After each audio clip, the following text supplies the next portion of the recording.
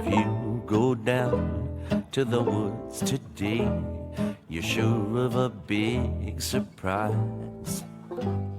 If you go down to the woods today, you better go in disguise.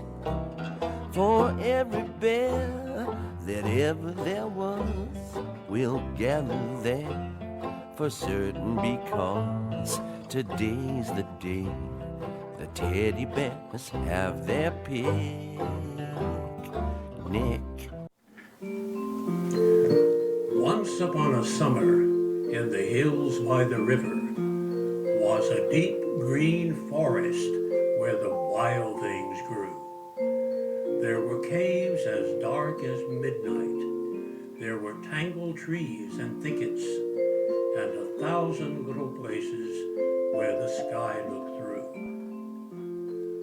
Now way inside the forest, where the path was lost in nothing, and the moss was soft as velvet, dusky, rusky as could be, where the day was full of shadows, and the night was full of darkness, and nobody ever found it, was a big old hollow tree.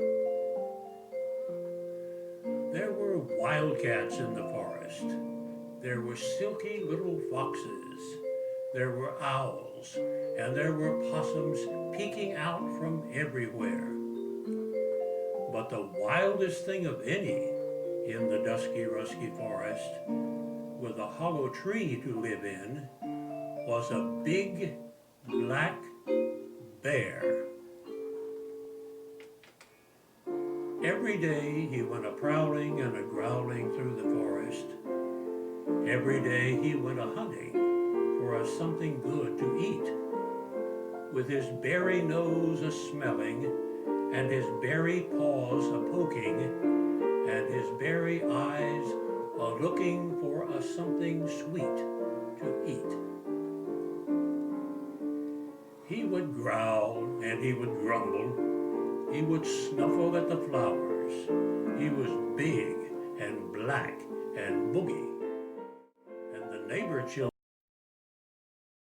said if they ever went a-playing in the dusky, rusky forest, and they found his big old bear tracks, they'd go scooting home instead. The trees that made the forest were so strong and tall and sturdy that woodsmen came with axes every single summer day and hunted for the places where the tallest trees were standing to chop and chop and chop them down and carry them away. Now close beside the forest was a teeny greeny cabin, the cutest little cabin that a body ever had. And in the little cabin lived the nicest little family, a pinky winky baby and her mommy and her dad. The cabin was so cozy with its little doors and windows, a little chimney on it like a funny little hat, a little flower garden for the bees who wanted honey. Now whoever ever saw a sweeter little house than that? So Daddy was a woodsman. He was tall and strong and happy. With his shining axe, he went into the forest every day, while Mommy stayed at home to keep the cabin nice and tidy and to give the pinky baby little baby games to play. Of course, now every mommy thinks her baby is the sweetest, and this mommy, like the others, thought her baby sweetest too. She cuddled it and rocked it, and she kissed its baby dimples, and she loved each deary, queery little thing it used to do. It was such a rosy baby, such a cozy, rosy baby, with a sunny thread a-shining in its downy, browny curls. The mommy and the daddy were so proud of it that really you'd have thought it was the very prize of all the baby girls. Every day they sat together in the little cabin doorway with their peekaboo and patty cake a-playing in the sun. And the daddy used to toss the baby way up on his shoulder till the dusky, rusky forest even seemed to hear the fun.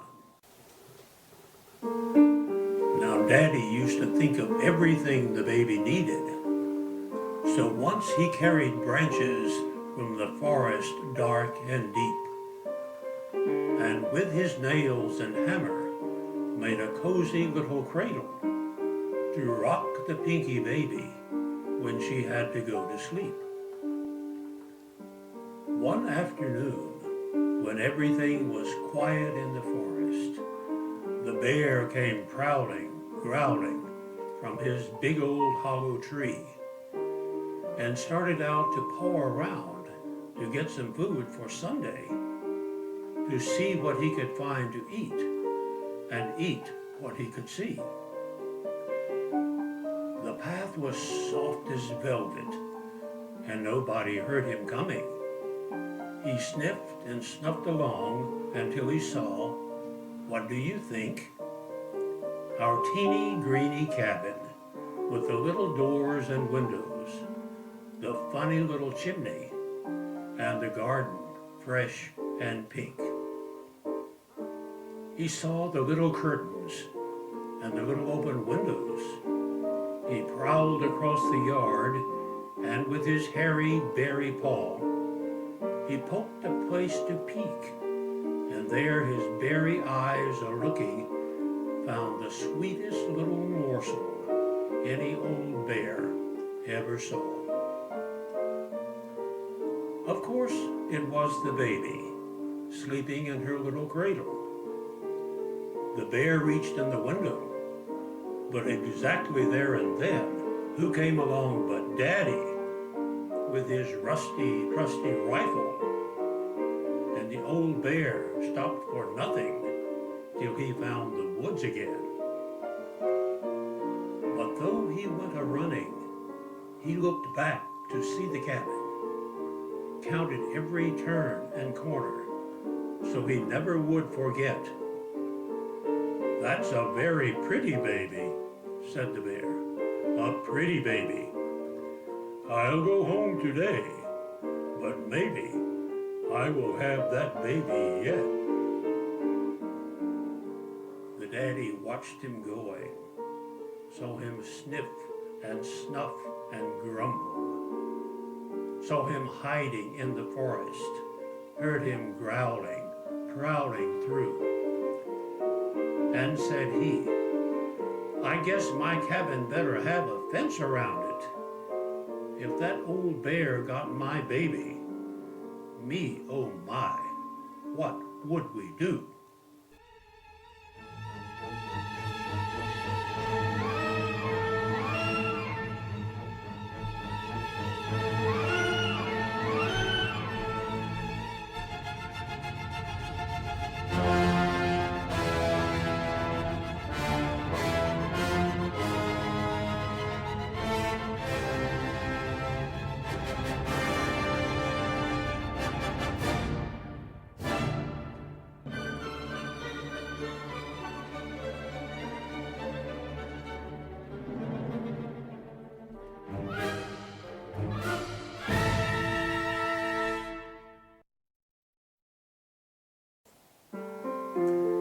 So Daddy made a fence with thorny wire on the edges. He made a gate and made a lock to shut it safe and tight. So when he left Mommy and the little Pinky baby, he'd know they would be safe till he came home again at night. And so through all the summer in the teeny greeny cabin, Mommy's pinky winky little baby grew and grew and grew. And out in Mommy's garden, in the rain and in the sunshine, the flowers, like the baby, were growing too. It was such a pretty garden, with its ferns and with its flowers. There were poppies, pinks, and pansies. Well, most everything that grows.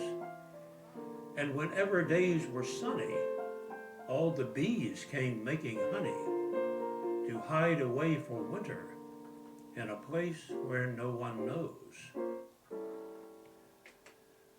Well, once when Mr. Daddy was a long way in the forest, it happened Mrs. Mommy had a very busy day.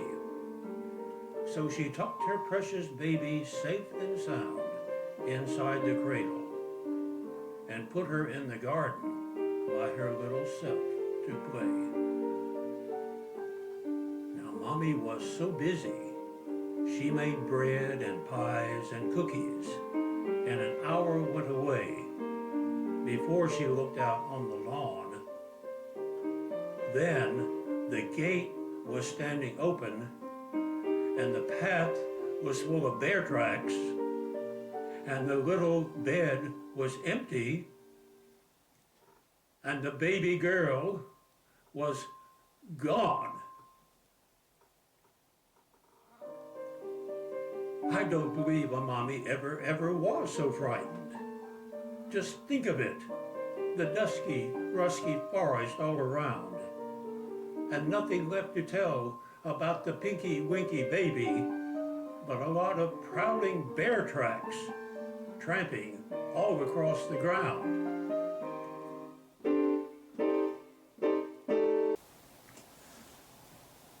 How Mommy cried for Daddy with her heart a pitter-patter.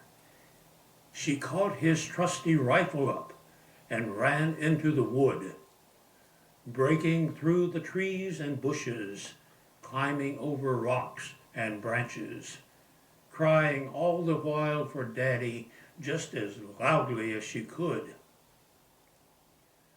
At last she found the woodsmen, and she told them what had happened.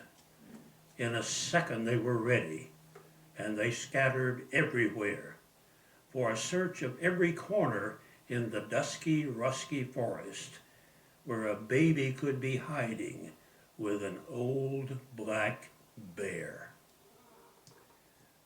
Mommy's eyes were full of crying, and the daddy's heart was beating, but they started out together just as bravely as they could.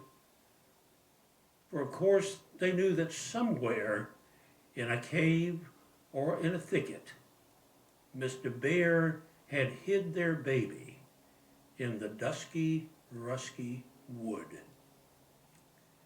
The paths led in and out again, so even Mrs. Mommy didn't know which one to follow. But at last, what did she see but the very same old tracks that she had found there in the garden, from the very same old bear that came from out the hollow tree. Through the dusky, rusky forest then, the mommy and the daddy followed every single footprint of the big old hairy paw, till at last, where it was thickest, in the deepest, darkest hollow, Daddy held his breath, and Mommy cried out loud at what she saw. Now, the day before, that big old bear had found a treasure hidden in the center of an empty log among the forest trees. He had poked his berry paws, as only bears would think of doing, and had found a load of honey from a hive of honeybees. Then the big old bear remembered how one day inside a cabin he had seen a little baby like a pinky winky rose, and he said all to himself, "I think I'll take this load of honey and go home and have a party." And so what do you suppose? He had gone and found the baby in the teeny greeny garden and had made an invitation in his very Sunday best and had taken her to help him have his funny honey party, eating half of it himself and giving baby all the rest. There the bear and there the baby in the dusky, rusky forest sat together in the shadow of the old bear's hollow tree, with their faces full of honey and their fingers full of honey, and the two of them as sticky and as happy as could be. Well, Mommy grabbed her baby and she kissed its face all over till her face was full of honey, and the bear ate more and more, and the daddy kissed the mommy till they all were full of honey, and the dusky, rusky forest never saw such fun before. Then Mommy took the baby with its face all full of honey, and they followed Daddy home again, and they were all so glad that Mommy even hugged the bear. And you may guess that baby had the most attention that a baby ever had. And forever, ever after, Mommy called her baby Honey. And the story traveled round the world, as stories somehow can, till everybody, everywhere, called all their babies Honey. So when anybody calls you that, you'll know how it began.